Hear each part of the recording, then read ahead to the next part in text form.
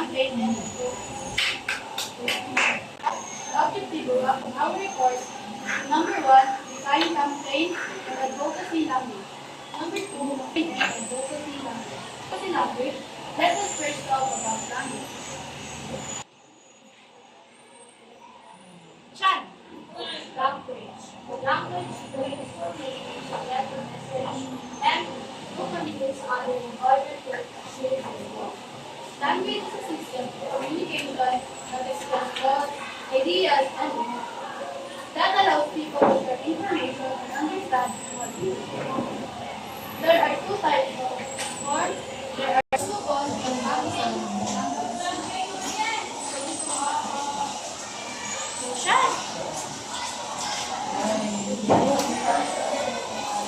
Refers to a set of organized activities and policies and practices to achieve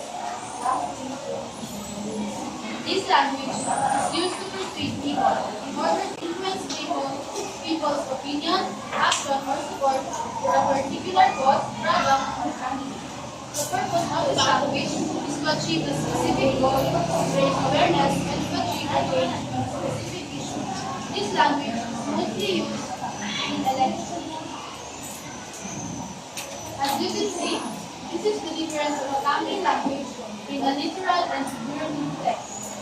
The statement, observe from the break proposal, then put your heart in leaving the surrounding street, are examples of environmental campaigns that shows influencing or persuading the people to encourage awareness and to achieve its goal, which is to make our environment clean.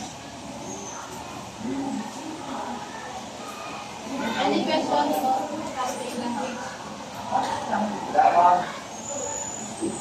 Move on.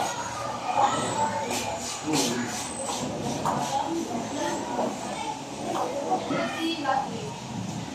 1, 3.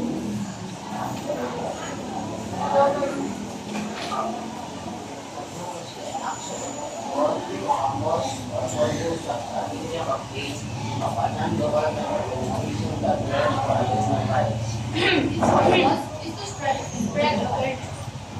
It is also one of the many possible strategies or ways to approach a problem. Advocacy can also be written with a literal or figurative text. Now, I'm going to show you an example of an advocacy, which is the self-advocacy.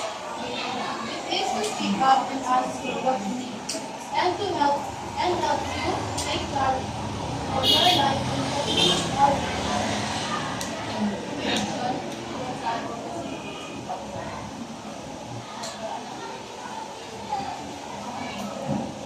and campaign language are somehow seen as similar because both are terms for all forms of influence